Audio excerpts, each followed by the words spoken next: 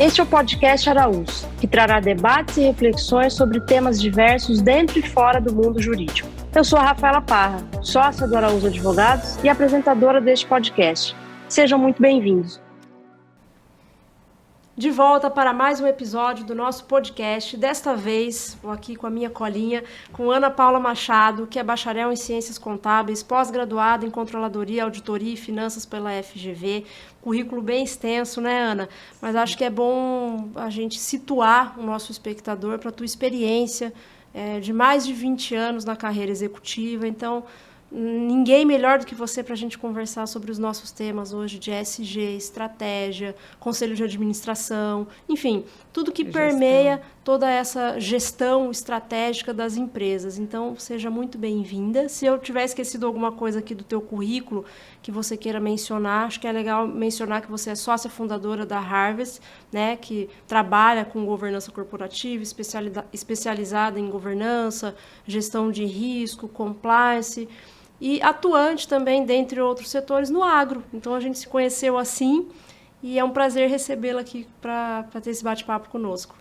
Rafaela, prazer é meu pelo convite, né, e a honra de estar nesse grupo seleto aí dos seus convidados, que sempre enriquece com uma temática muito importante aí, trazendo não só para o agro, mas, né, toda a parte empresarial. Então, mais uma vez, agradeço o convite. E eu sou Ana Paula Machado, né, sócia fundadora da Harvest, Governança Corporativa, Risco e Compliance, que tem uma atuação voltada para o Centro-Oeste e para o Nordeste, né? Então, acho que a gente está falando ali de um público, né, que também se assemelha muito, tem muita questão com agro e outras indústrias que estão relativas àquela região. Muito obrigada mais uma vez. E é bem legal a gente pensar nisso, porque você tem uma experiência já. Agora você está nessas regiões do Brasil, mas é uma experiência que já vem de outras regiões também, inclusive aqui de São Paulo. Sim, eu fui 12 anos, eu sou de São Paulo, né? Eu sou do interior de São Paulo, trabalhei sempre, já desde 2005, trabalhando na carreira executiva, mas numa empresa que já olhava para a parte de governança, já tinha essa maturidade um pouco, a gente já falava de conselho, a gente já se reportava para conselho, né? Era um grupo familiar, mas que já tinha a estrutura.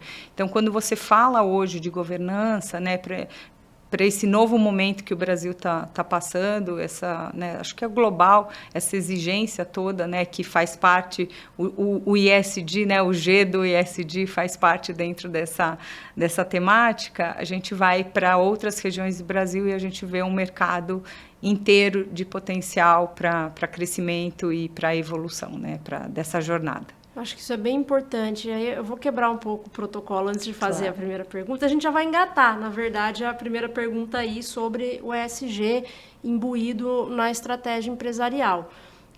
A gente falava nos bastidores sobre a ascensão de redes sociais, como hoje a gente tem uma proliferação de pessoas falando sobre todos os assuntos. Eu acho que isso também, de certa forma, mexe um pouco com a questão de governança, de gestão. A gente tem várias pessoas que são aí doutores, conhecedores em gestão de redes sociais, né? Mas a vida continua.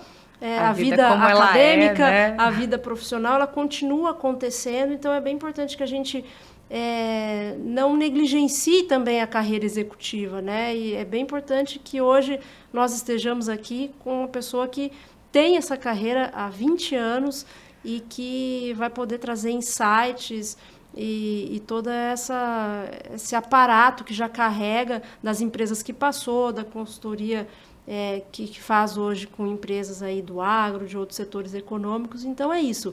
Passar a bola para você e vamos falar sobre ESG e o ESG no centro da estratégia da empresa. Por que isso é importante? Por que não dá para a gente ter o ESG jogado ali de departamentalizado, canto em canto, departamentalizado, né? Ele precisa estar no centro da empresa e precisa estar muito abraçado pelo board. Então, o que você acha disso? Rafaela, você veio com dois temas muito importantes. A questão, né, de você estar na prática vivenciando o ESG, né? Eu acho que o empresariado hoje tem muito essa questão de questionar, né, todas as ações, assim, como que a gente concretiza isso, mas dando um passo atrás. A importância disso estar dentro da estratégia do negócio, dentro do conselho, essa temática ser de caráter da alta liderança. Por quê? Toda a empresa, ela vem capitaneada pela estratégia da empresa. Então, seja a estratégia ligado a um posicionamento de marca, ou a um posicionamento de um produto, ou mesmo olhando para o viés. A gente tem que fazer um parênteses aqui, porque o ESG, ele não é uma moda, ele não é um ciclo. Ele vem por uma evolução de uma economia que ela tem que estar alinhada com lucro e com impacto e Acho com que propósito. Isso que você falou é a chave, né? Eu costumo, quando eu vou trabalhar com ESG, em algumas palestras para cooperativas, agroindústrias, enfim, para o público geral, atrelar o ESG à resiliência financeira. Exatamente. Dinheiro no bolso. Uma empresa no vermelho, ou seja, uma empresa que não está no azul, não consegue fazer projetos verdes de sucesso. Aí o outro ponto que a gente estava falando, além do ESG não ser uma moda, mas ser essa nova economia atrelada com lucro, com propósito e com impactos. Então, eu acho que isso é importantíssimo a gente tá na mesa. Outro ponto é a gente desvincular ou desmistificar o ESG olhando só com uma sustentabilidade atrelada às questões verdes. A gente tem que entender que sustentabilidade é um tripé, que ele é ambientalmente correto, socialmente justo e economicamente viável, porque nós estamos falando de empresas, não de ONG.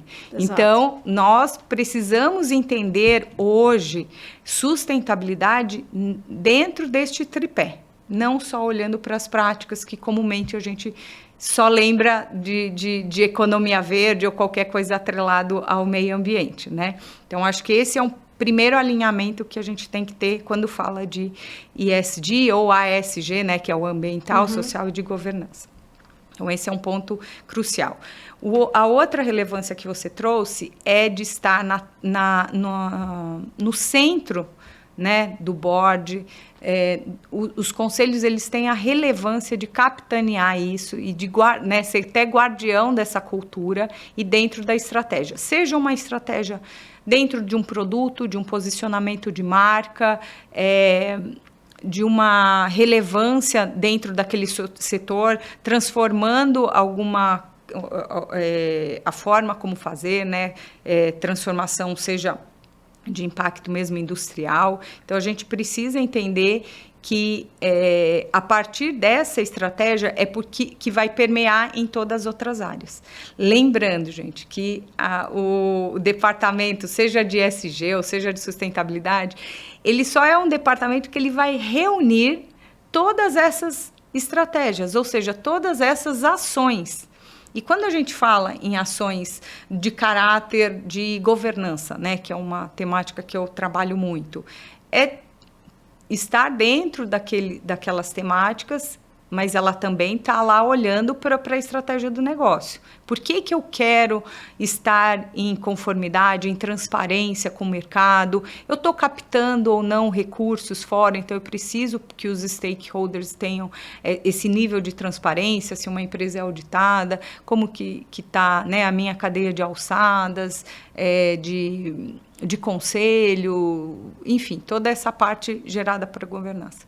Quando a gente fala também de aspectos do social, nós tendemos sempre a pensar na filantropia. Assistencialismo, doei X, não é nada disso. Nada a ver. O S é o que nós impactamos com os nossos trabalhadores, com os nossos fornecedores, a nossa cadeia de fornecimento, como que está a questão social, né, aí impactando cliente e sociedade. Muito mais uma geração de oportunidades, né, de desenvolvimento, de educação. É exatamente isso. Se nós somos uma empresa, e principalmente quando a gente está falando que 90%, né, das empresas no país são empresas familiares, seja ela de diversos tamanhos, de pequeno, médio, grande porte, você está falando ela de um impacto local que ela ocorre. Exato. Então, quando ela tem esses pilares bem desenvolvidos, aí você vai falar também do E, né, que é o environment, o ambiental. O ambiental é não só atender a legislação, mas o que eu faço além do que a legislação me pede. Então, quando você faz isso, você atrela isso à sua estratégia e você cobra, todo mundo dentro da organização, dentro das empresas, sabem por que está fazendo. E não é uma questão departamentalizada que eu brinco assim, a pessoa X responsável está me cobrando. Ela não está te cobrando. É a cultura da empresa que está te cobrando. Exatamente. Então, assim, e é uma responsabilidade sua ser por aquele tijolinho que você faz parte dentro da cultura ESG da sua empresa, né? Então, acho que a gente tem que passar da estratégia, mas tem que estar na estratégia, porque senão não tem força. Não é de baixo para cima nas organizações. Então, você tem que vir pela estratégia, mas permear todas as áreas da empresa para que aquilo vire uma cultura, né? E não é a cultura só de um departamento. Uma agenda ESG, ela vai morrer dentro daquele organismo empresarial se ela não fizer parte da estratégia. Com certeza. E aí, quando a gente fala de estratégia, eu também preciso saber onde eu estou, onde eu quero chegar. Eu preciso reduzir vendas ou aumentar vendas? O que eu preciso investir em processos, investir em melhorias? Exato. E como que eu vou... Preciso criar novos produtos, ou eu preciso desenvolver esse, ou eu preciso ir atrás de novos clientes, ou desenvolver esses que eu já tenho. Então, qual é a minha estratégia? Às vezes as pessoas confundem a estratégia com o orçamento. O orçamento é o a desdobramento. Parte final. Eu preciso saber o que é que eu quero fazer. Exatamente. Quem eu quero impactar. E aí a estratégia ESG ela vai estar imbuída dentro desse propósito maior. E um outro ponto importante, você falou em clientes, a gente está falando muito, né, o cliente, o trabalhador, mas também a cadeia de fornecedor. Exatamente. Então, se eu estou ali, como que está dentro da minha cadeia, né? Como que eu estou fazendo? Eu tenho algum produto que eu possa substituir, ou que eu posso minimizar o meu impacto, seja de resíduos. Então, assim, tem N, né? Eu tive recentemente num cargo executivo da indústria da construção civil. Então, isso é muito latente, né? Qual que são as novas tecnologias, o que vai me gerar menos impacto para o meio ambiente, ou a questão de segurança do meu trabalhador. Então, assim, você tem N oportunidades. Dentro dessa agenda, né, de você, só que ela tem que estar alinhada, porque senão, o que eu percebo, Rafaela, nas empresas, que fala assim, nós vamos criar um departamento de ESG ou de sustentabilidade. Pessoal, as empresas elas já têm suas ações, seja a pessoa ambiental olhando para o caráter legal, seja o jurídico ou o societário olhando para os aspectos de governança, seja a contabilidade olhando para os seus relatórios, a sua transparência, seja todas as outras áreas fazendo as suas ações. O que precisa é esse alinhamento. Para onde a gente quer ir? Né? Então, olha, eu estou fazendo um negócio aqui que vai me impactar lá na outra área. Então, está todo mundo conversado, todo mundo alinhado. Então, o que eu vejo é, você não precisa criar um departamento ou achar que você vai ter uma nova estratégia. Não, você já, muitas vezes, e eu vou te falar, olhando esse Brasilzão aí, né, que como você bem fala, né, o Brasil precisa conhecer o Brasil, eu acho fantástico isso. E quando você vê o impacto que essas empresas, né, principalmente as empresas familiares têm, muitas vezes elas já têm esse pilar S desenvolvido.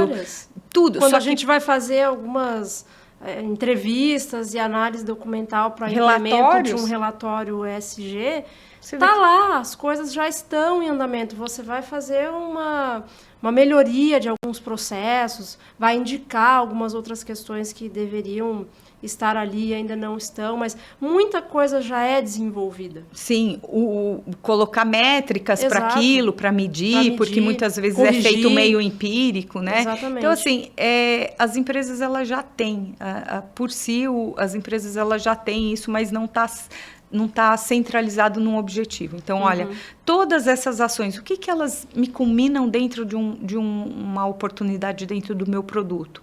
Ou dentro do meu posicionamento de mercado junto ao meu cliente?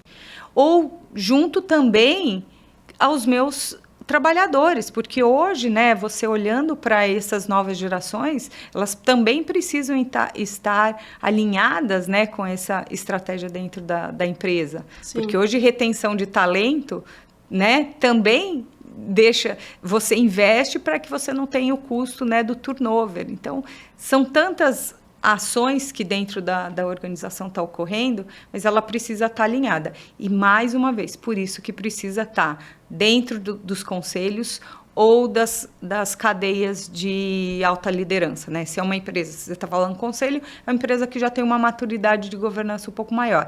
Mas, na grande maioria das empresas, isso está na conversa da alta direção, nas reuniões de diretoria, não está lá só, né, num diretor específico responsável. Às vezes nem num diretor, né? Está no comitê, eu Exato. brinco. Está no comitê ESG e muitas vezes está os trabalhadores ali, os colaboradores fazendo um baita esforço, um baita trabalho, mas que a outra área às vezes não está sabendo o que está acontecendo. Então, acho que é super importante esse alinhamento aí para que permeie em toda a organização.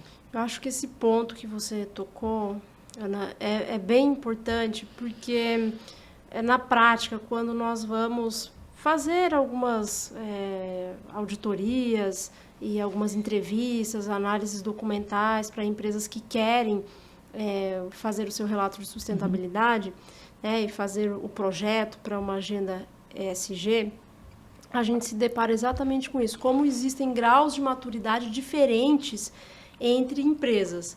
E aí, a gente não está nem falando de empresas maiores ou com mais faturamento, elas tendem a ser mais ESG. Empresas menores tendem a ser menos ESG. Não, eu conheço algumas empresas menores que são muito mais ESG do que empresas maiores, que faturam mais de bilhões por ano. Então, isso vai muito mais da maturidade e da percepção dessa diretoria, da percepção da alta direção. Então, esse ponto que você mencionou, acho que é super importante. Aí, a gente já entrando, então, nessa temática de conselho, né, do conselho de administração e até dos comitês temáticos, se você quiser comentar um pouco também, especificamente do comitê ESG, de como essa matéria é tratada, como que deve ser feita essa composição dos conselhos, como é que isso acontece na tua experiência aí, passando por várias empresas de diferentes ramos, comentou da construção civil, sei que você tem experiência no agro também, então você enxerga alguma diferença até na composição desses membros do conselho de empresa a empresa? Sim, principalmente pelo foco, né, dela, que ela precisa dar. Vamos falar aqui um pouquinho de traduzir isso em ações concretas, né? Como que a gente faz esse desdobramento da estratégia ESG para as ações concretas dentro das organizações, que acho que é um grande... É o calcanhar de Aquiles. Exato, hoje, que todo mundo fala, mas aí, como que a gente vai fazer? Acho que um primeiro ponto aqui que a gente precisa começar é iniciar por uma reunião de todas essas ações pelos departamentos, né? Olha tudo que se faz, se tem indicador ou não, isso é um segundo momento, que é o que você vai dando maturidade para as organizações, quando isso ela já está medindo há mais tempo. Você inicia faz essa captura geral de fazer um raio-x.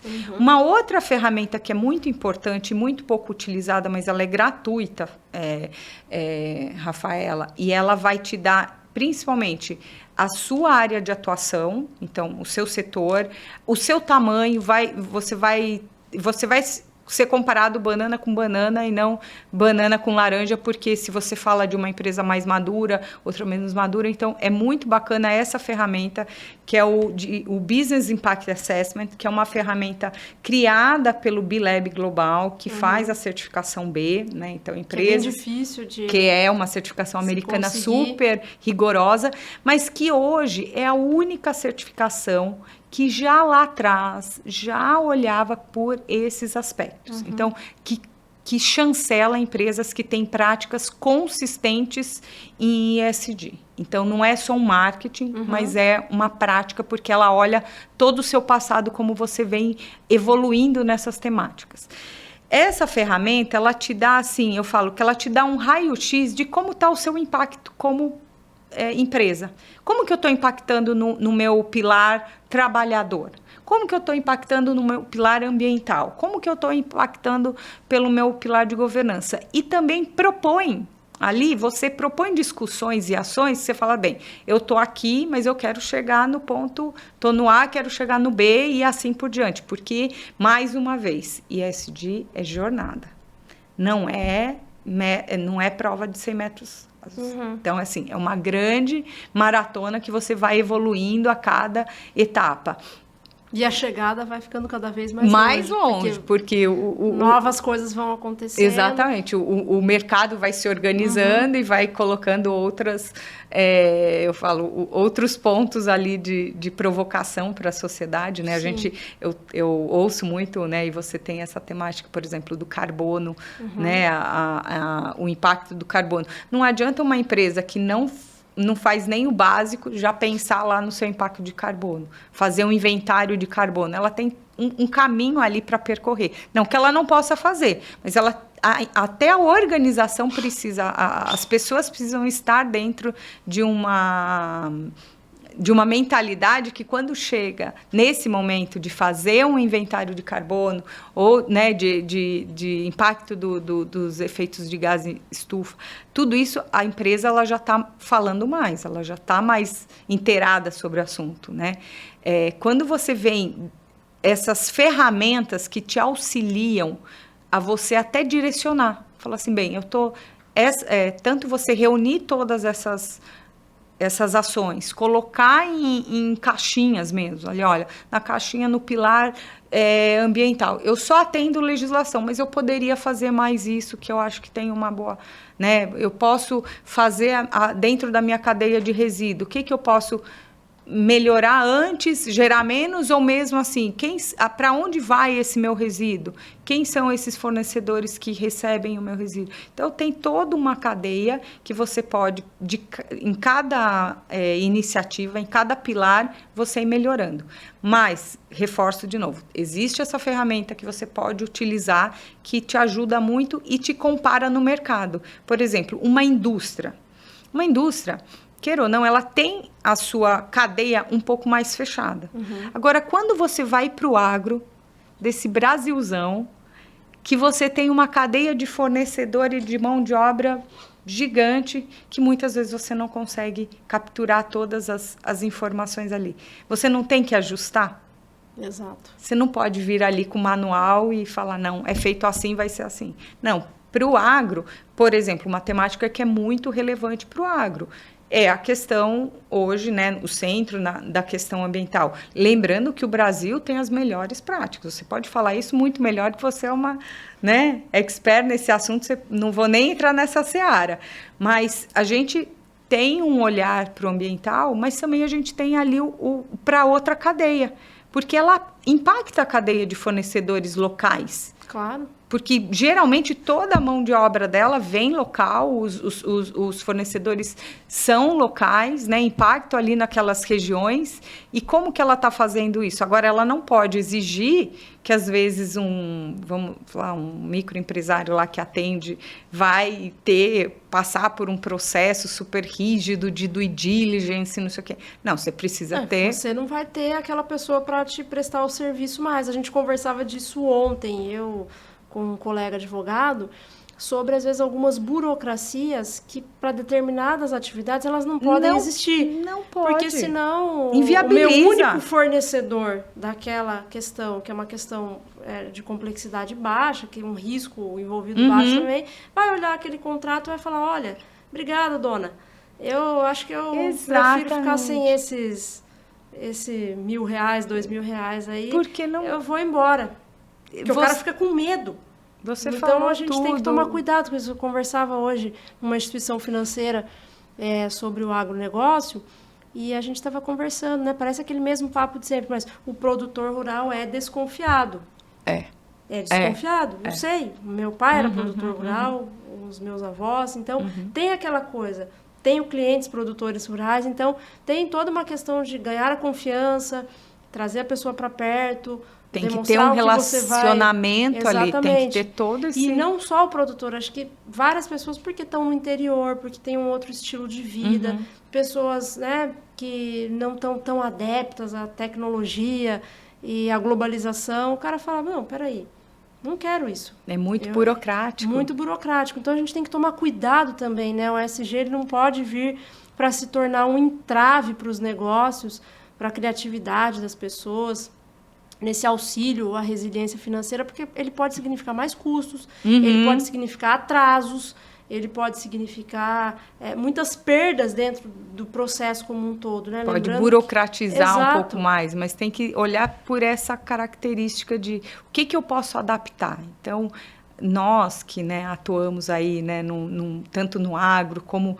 fora desse eixo, vamos falar, né, desse eixo do Sudeste, aqui quando a gente vai para outras áreas, você vê que você precisa adaptar, porque muitas vezes você só tem aquele fornecedor daquela tipo de matéria-prima. Ou você faz junto, né? Ou você ajuda ele a se adequar. Exatamente. Isso, eu tinha um projeto nessa última carreira que eu tive de executiva, que era um projeto exatamente de ajudar os fornecedores a se profissionalizarem. Assim, não é se profissionalizar, é até uma palavra um pouco forte, mas assim, ajustarem os seus processos que eles tinham lá, mas não estavam totalmente,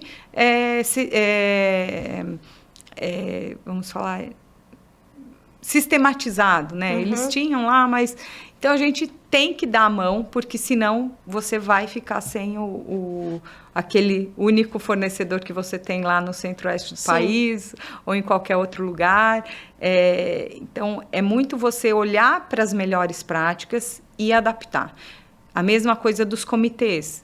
Qual é o comitê que é relevante para determinada indústria? Por exemplo, eu tive num cliente que a parte de desenvolvimento de P&D era muito mais importante do que a parte, por exemplo, da questão ambiental, que estava bem controlada. Mas eles precisavam olhar ali para pesquisa e desenvolvimento, porque a questão do impacto tanto de carbono quanto ao impacto de resíduos era muito grande. Então, eles precisavam olhar como que era feito o processo. Então, para você ver... ali eles conseguissem resolver muito uma mais questão do que ficar discutindo lá na parte ambiental. Que para eles estava controlado, eles tinham várias ações além das questões legais. Mas por isso que eu falo que você tem que ter essa curiosidade sobre o negócio, a sensibilidade de entender o cliente, entender aquela organização. A Harvest, né, que é a minha consultoria, junto com os meus sócios, a gente tem muito desse DNA, de entender o meu cliente, entender o momento que ele quer.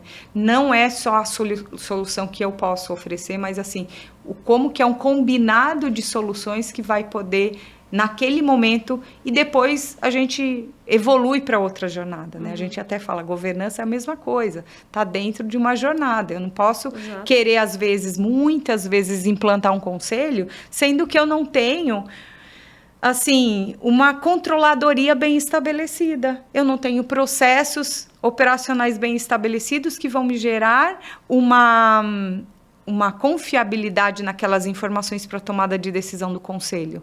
E isso eu estou falando de empresas que faturam 300 milhões, 500 milhões, mas que não era necessário, nesse momento, operavam de uma forma que não tem tanto capital de terceiros, então não está muito ligado com essa questão da transparência, né, para o mercado.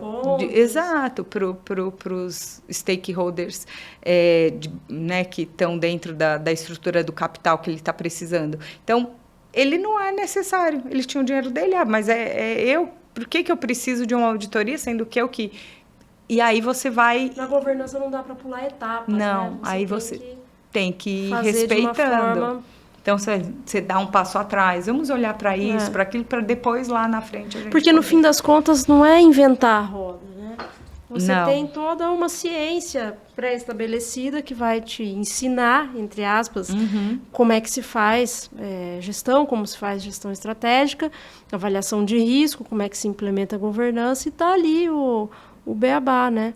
E aí a gente precisa adequar ao a realidade da empresa. Eu vejo muitas empresas hoje com uma intenção muito boa, realmente, de se profissionalizar, principalmente no agro, que é onde eu atuo. Você vem de empresas familiares, de pequeno, médio ou grande porte, que faturam bastante, mas que às vezes tinham processos pouco sistematizados, como você bem usou essa palavra, e eu vejo que isso está mudando, não só nas agroindústrias, nas cooperativas, mas nas próprias propriedades rurais. Sim. Então, isso é legal de ver que essa evolução e esse entendimento de que é importante e que isso faz parte e que, de certa forma, o ESG vai contribuir para essa resiliência financeira da sua atividade, ele tem ganhado mais espaço. Esse é o outro, eu falo que o pano de fundo ou uma malha, né, o G da governança auxilia isso, mas o ESG, né, é a malha que permeia todas as empresas, que no fundo elas têm lá, né, o seu impacto, que precisa ser mensurado e precisa ser traduzido ou em ganhos ou deixar de perder em alguns momentos, e tem que ter isso em mente. É impacto financeiro. A gente não está falando de nada ligado a assistencialismo. Quando você pensa, né, filantropia, qualquer coisa, ou abraçar a árvore, qualquer coisa assim. Não é isso. A gente precisa entender que nós somos uma economia, que ela precisa, né, ter seus impactos controlados, mas que no final ela também impacta muito o bem-estar social que advém da economia. Exatamente. Eu preciso de dinheiro circulando para que as pessoas possam economia consumir, não é isso? E possam fazer trocas dentro das prestações de serviço, enfim, compra de produto, possam colocar esse ativo para circular.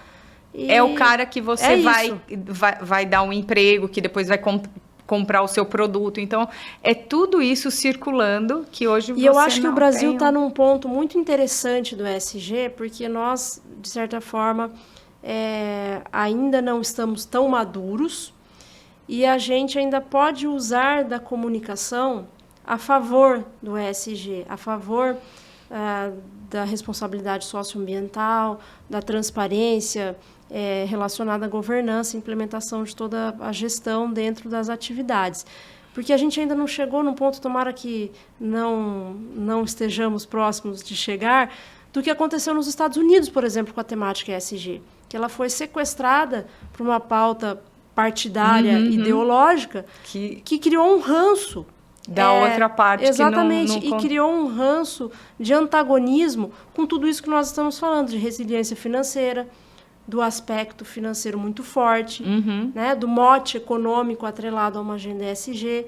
Então, lá eles deram até um passo atrás. Disseram, olha, dane-se o ESG, dane-se essa cultura woke, a gente vai queimar carvão. Então, e aí, de outro lado, a gente tem hoje a União Europeia também, com várias diretivas, com enforcement grande, de barreiras comerciais aí revestidas, de sanitárias, que também não são legais, porque daí você cria um aparato burocrático, legislativo... Inviabiliza o comércio. Que inviabiliza o comércio Hoje internacional em dia você tem que local. ficar... e esse é acho que até em algum outro podcast, vocês trouxeram essa temática, que o Brasil pode ser o protagonista de criar as suas próprias diretrizes do ESG, porque do mercado hoje de carbono. A gente está muito à mercê, desculpa, nós estamos à mercê da Europa, trazendo tudo, né? Tudo que tem que ser, a gente tem que prestar conta quase para eles, né? Ou se quiser vender, precisa estar adequado a eles. E a gente tem um país com condições assim tropicais, de tamanhos continentais, e com todas as complexidades que a gente precisa ter um protagonismo. A nossa E além métrica. Da gente estar à mercê da União Europeia, desses regramentos, a gente, de certa forma, fica à mercê também da própria economia global. Teve guerra ali, né? Quando teve guerra comercial, China, Estados Unidos, será que eu ganho algo ou perco algo? Agora teve um conflito da Ucrânia com a Rússia, conflito agora envolvendo Palestina. E aí, onde fica o Brasil? Onde fica o Brasil agro? Fica de espectador, né? Então, isso... E sendo que nós isso é uma tarefa de casa para nós, Nós né? somos os maiores exportadores, né? Produtores e exportadores. Então, quando você vê dentro de uma balança comercial, né, aí todo o impacto que tem, como que a gente não protagoniza isso, né? Quem que vai capitanear dentro? E aí é apartidário. Eu acho que o problema, o grande, aí falando só um parênteses assim, o grande problema no Brasil é isso, que vai virar agenda só de uma parte da sociedade. Não, tem que ser um projeto de país. Né? Eu acho que quando a gente traz para isso e a gente tem condições, porque a gente tem tecnologia, a gente tem muitas pessoas muito bem, né, tanto formadas quanto de intenções para impactar. Quando você vê o nível de confiança que o brasileiro tem nas empresas, o governo é em último lugar, mas nas empresas, depois acho que é seguido ONG, aí depois tem as personalidades, então você vê o impacto das empresas sendo protagonistas, só que aí precisa ter uma agenda de país, né, para entrar nessa temática. Então, o que a gente sempre busca, né? O agro precisa ter uma política de Estado, porque senão a cada governo isso vai sendo perdido e realmente as coisas não né, engrenam, de uma forma perniciosa aí, pelos lados. Exato. E voltando então no nosso assunto de gestão, a gente vai se empolgando, né, com algumas temáticas do E, do S e do G. Eu queria que a gente falasse um pouco de um tema que é pouco explorado. Quando a gente fala em ESG, não sei se é porque eu estou mais imersa nos assuntos ambientais, então sempre tem uma puxada de sardinha para as pautas verdes, para instrumentos verdes, para oportunidades, para obrigações. Uma coisa que a gente fala pouco é no quesito social. E acho que um tema interessante, aí até pegando um gancho, a gente falava aí de redes sociais e de tudo que vem sendo comentado nas redes sociais nas últimas semanas, sobre o papel das mulheres na liderança executiva. Acho que ninguém melhor do que você para comentar sobre isso. E eu tenho uma curiosidade também. Você foi uma executiva solitária ou tinham mais mulheres à sua volta? Como é que foi essa tua incursão no mundo corporativo? Bem, eu vou começar um pouquinho sobre a minha trajetória, depois eu falo sobre o papel da liderança feminina, né? Eu iniciei, né, como uma trainee num grupo metalúrgico. Então, assim, eu atuei, os anos que eu atuei todo como executivo, foram em ambientes predominantemente masculinos. E uma das coisas mais importantes que eu aprendi, lógico que no início de carreira, a gente sempre acha que a gente tem que ser forte, assim como o outro lado é. E a maior inteligência que uma liderança feminina pode trazer é a sua inteligência emocional, a sua flexibilidade. Só que isso você só adquire depois de algumas batalhas, né? Então, aí você começa a ter mais esse olhar. Mas, no início, eu vou ser muito sincera, assim, foi muito solitário porque não era principalmente pelo mercado que eu atuava, e mais recentemente na indústria da construção e também participando de processos da área de saúde, de hospitais também, muitos homens. Eu vou te falar, eu não tinha, às vezes, muitas vezes não tenho para compartilhar essa mesma dor, ou às vezes não está no mesmo momento de eu entender aquilo que eu estou passando, o estresse que você está passando, né? Todo aquele... Então, assim, não é um ambiente que você fala assim, está totalmente coletivo, cheio de mulher. E tem uma outra parte também, né? Quando você fala de liderança feminina, eu falo, para você chegar na liderança, você já não foi nem 100%, você já teve que passar, assim, os 300% para você chegar lá. Então, toda essa trajetória, ela é realmente muito solitária. Eu não vou falar que é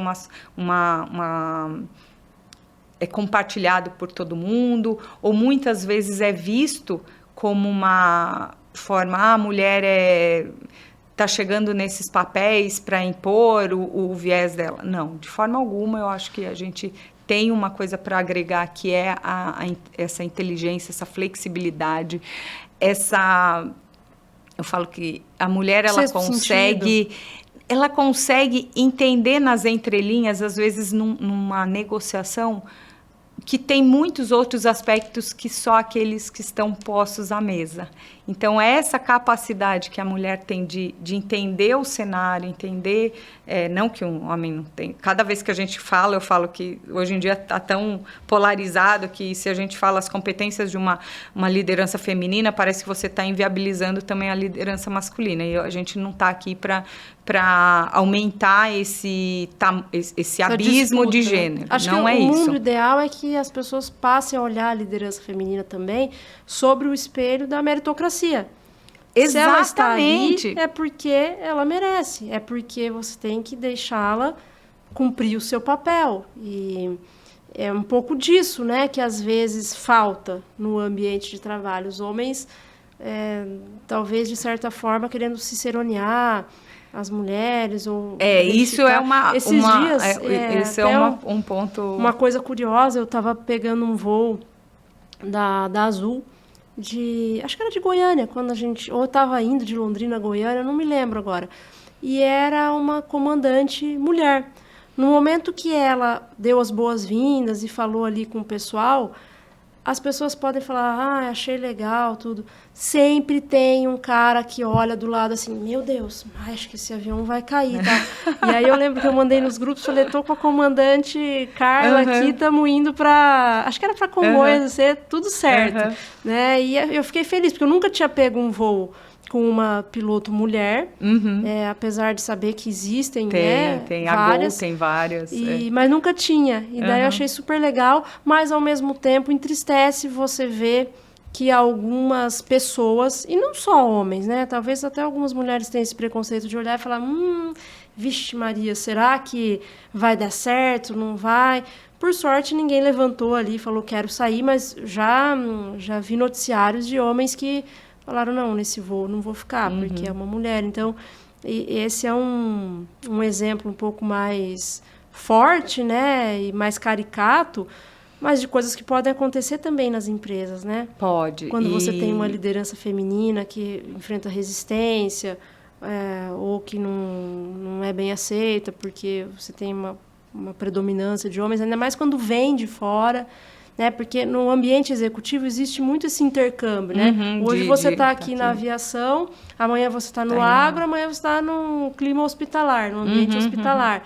Então, existe essa alternância. Então, mas aí que eu falo que a grande sabedoria de uma liderança feminina, e aí é uma evolução da minha liderança, não vou falar de todas as mulheres.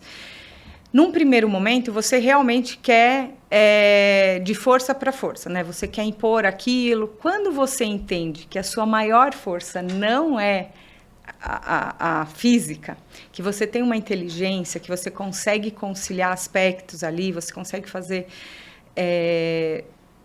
que chegue naquele objetivo que você precisa, seja da organização, seja do projeto, enfim, que você não precisa usar a mesma força ou a imposição, ou uma questão muito de temática, hoje é porque tem que estar, porque é mulher, nada disso. Eu vou falar um pouco dessa minha realidade. Eu não fui para esse lado. Eu acho que nos primeiros 10 anos, eu nem me recordava que eu estava lá porque era mulher. Eu acredito que eu devo ter passado por alguns momentos, mas como era um ambiente predominantemente executivo, que já é por si muito predador, você está lhe se provando, que eu não olhei para esse lado se eu estava passando por uma ou outra sendo mulher, uma situação. Lógico, eu tive um evento específico, que aí foi um assédio moral, e aí é uma questão específica, né? Questão de uma isolada, coisa. pode Isolada. acontecer com qualquer De restante, pessoa. todas as vezes eu fui... eu ganhei pela minha competência. Né? Então, assim, tinha fatos e dados embasados para defender, seja no conselho, os números, seja resultados, seja projetos. Então, acho que a gente tem que estar bem com esse aparato ali para... Alinhado com essa dinâmica. Exatamente. Isso já... Aí, a segunda metade da minha carreira executiva, eu vou te falar que essa temática já estava muito mais latente, trazendo com uma pauta muito mais importante, falando sobre diversidade. Aí eu comecei a perceber o quão era o meu privilégio de estar em mesas falando que muitas vezes eu representava, ou no máximo mais uma mulher estava dentro dessa mesa tomando decisões em ambientes predominantes. E outros ambientes que também eu participo. Mas talvez pela minha forma, como eu conduzo isso, eu não me deixo afetar, porque eu acho que se você tem o domínio daquilo que você fala, né, diferente como você iniciou o programa falando, hoje a rede social dá voz para todo mundo falar, né, dá um palco para todo mundo falar, eu só falo aquilo que eu tenho domino aquele assunto, tenho dados embasados, já até falando um pouquinho depois sobre a outra parte da pergunta, né, como essa diversidade é importante trazer, porque também dentro de um ambiente que também está predominantemente masculino, ele é muito enviesado para tomar as decisões. Então, para o conselho hoje, a gente tem que trazer essa pauta, e aí eu não estou falando só porque precisa ter cotas disso, aquilo. Não, mas porque a gente precisa ter pluralidade nas decisões. O olhar é diferente, a necessidade é diferente. 85% de todo o consumo global no mundo é feito por mulheres.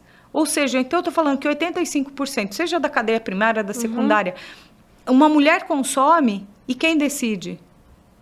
É majoritariamente homens. Então, a gente não está fazendo o produto totalmente adequado ou com os vieses que ela pode enxergar ali, que muitas vezes, quando você está muito nichado, você não está enxergando. Eu brinco que a questão das redes sociais também tem isso. Você se posiciona para a sua bolha, porque você não rompe a bolha. Exato. Porque todo mundo que te segue é meio que gosta daquilo que você fala. Se não gosta, vai ter um hater ou outro, mas você não vai falar. E é muito engraçado que, às vezes, nas redes sociais, você entra num perfil, a hora que você olha, a pessoa tem 5 milhões de seguidores e eu nunca tinha ouvido falar daquela pessoa. Então, para você ver como a gente está vivendo segregadas. Em bolhas, entendeu? Então, por isso que é importante, dentro do papel aí também do conselho, trazer essa diversidade. Porque você traz dentro da decisão, seja de um produto pelo olhar, não só feminino, mas de todas as outras, toda a outra diversidade que tem que ter dentro do conselho, porque você deixa desse viés que está todo mundo olhando para o mesmo lado e às vezes você precisa ter outras pessoas com outras necessidades, né? Eu sempre falo isso. Exatamente. Então, a mulher tem todo esse impacto na economia. 31 trilhões de dólares no mundo é o número de uma economia feminina. Esses dados são da edição de março, que a Isto é Dinheiro fez em homenagem à economia feminina, né? 49% dos lares brasileiros são chefiados ou são, né, predominantemente liderados por mulheres. Ou o seu maior contribuição... Uma das mulheres mais ricas do Brasil, se não a mais, é a Vic Safra. E aí você fala que só 1 a cada 5 posições de liderança é uma mulher. Você assistiu o filme da Vivo Clicquot? Ainda não. Tá muito dentro bom. da minha lista. Eu já tinha lido o livro. Eu já ouvi muita coisa. Assisti o filme e é muito interessante. Já vamos nos encaminhando para o final. Mas é isso. Ela conseguiu fazer porque ela foi resiliente, porque ela, imagina, naquela época, ela não teve medo. E uma coisa que me tocou no filme, até quando eu estava em Goiânia, eu falei isso na palestra, estava com o Tejon no palco, e o Tejon também tem uma sensibilidade muito grande, né? E ela conseguiu fazer aquele projeto dar certo e se perpetuar. Olha a cultura da Vivo Clicquot. Exatamente. Olha a cultura, uma empresa que há quantos séculos já está aí. E a gente sente até hoje o grau de excelência, né? E de como se posicionou. É lógico que depois vieram todas as questões envolvendo gestão, governança, marketing, posicionamento, mas ela conseguiu, naquela época, colocar a empresa para rodar e de pé, mesmo com as pessoas dizendo não, inclusive o sogro falando isso não vai dar certo e tal, porque ela acreditou num sonho e ela fez com o coração. Então não dá para a gente querer resultados se você não tem um propósito que é genuíno, que é bom e que vem do coração. Que é alinhado ali com aquilo que você... Você só vai conseguir atingir os cérebros, como diria o meu amigo Tejon, se você primeiro atingir os corações. Senão você vai ficar martelando ali e aquilo não vai dar certo. Voltando mais... essa outra palavra que você falou, né, sobre essa resiliência ali que ela teve. Isso é uma capacidade da liderança feminina. Então, a liderança feminina, ela consegue conciliar todos os papéis que ela tem que desenvolver dentro da sociedade, dentro das organizações, os inúmeros personagens que estão ali, né, e interesses. Eu acho que é essa capacidade da mulher.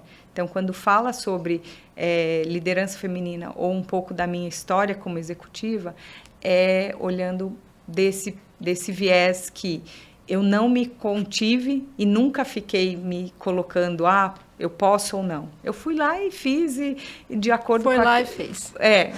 De verdade, gente. A gente não pode se limitar ou tudo também... pessoalizar. Exato. A pessoa atingiu assim porque eu sou uma mulher. Lógico, se tiver uma coisa muito escancarada... Os canais de ética estão aí para isso, né? E por isso que eu trabalho em compliance, né? Eu tenho esse viés exatamente, né, da ética, é muito bem estabelecido. Eu falo que todos os dias à noite, eu brinco que eu tenho uma balancinha lá, né, das minhas ações, exatamente porque você hoje dá voz para que essas minorias ou para qualquer um possa falar. Lógico que depois vai ter toda a questão de investigação, não é só você simplesmente denunciar. Jogar aquela denúncia mas ali. Dentro do pilar G, que é a governança, o risco compliance entra dentro do G, dentro das organizações, falando, né, alinhado com o SG, é também para isso, para que você tenha essas minorias, né, que sejam assim, ditas, tenha com voz, exatamente. E aí com mecanismos e ferramentas que a gente possa apurar aquilo dentro das organizações. E falando um pouquinho dessa outra temática que você falou da liderança feminina e falando de propósito, eu acho que a gente só consegue fazer e impactar, e aí o ESG tem que ser genuíno nisso. Por isso que tem que vir da alta liderança e tem que vir, se vem de um fundador, se vem de um CEO ou de qualquer outro que está lá dentro daquela, tem que ser genuíno, porque senão a gente vai ser só fazer para fora. E quando a gente está falando de impacto, a gente está falando de propósito. Né? Então, a gente está impactando ali porque a gente quer impactar além do nosso impacto material, mas o que a gente está impactando dentro da sociedade. Eu acho que você vê aí todas as grandes empresas que fazem isso, que estão mais maduras nesse segmento, né? Quando você fala de uma Natura, quando você fala empresas que estão com esse viés, é porque elas realmente acreditam naquilo que elas fazem. Então, não é só um greenwash, né? Mas elas acreditam naquilo que elas fazem. Então, acho que esse é o principal ponto de nós, seja como assessores, né, ou consultores dos nossos clientes, ou seja, atuando como lideranças executivas, ou em postos de conselho, que a gente estava, né, antes da nossa conversa falando assim, tem uma pessoa que eu respeito muito nesse mundo do conselho, que ele fala assim, para que você quer ser conselheiro? E é isso, você tem que entregar alguma coisa a mais dentro daquela organização. Então, acho que esse é um ponto relevante aí para a gente pensar como propósito de vida. Com certeza. Ana, obrigada. O nosso bate-papo foi excelente. Acho que a gente já tem temáticas para você voltar várias vezes.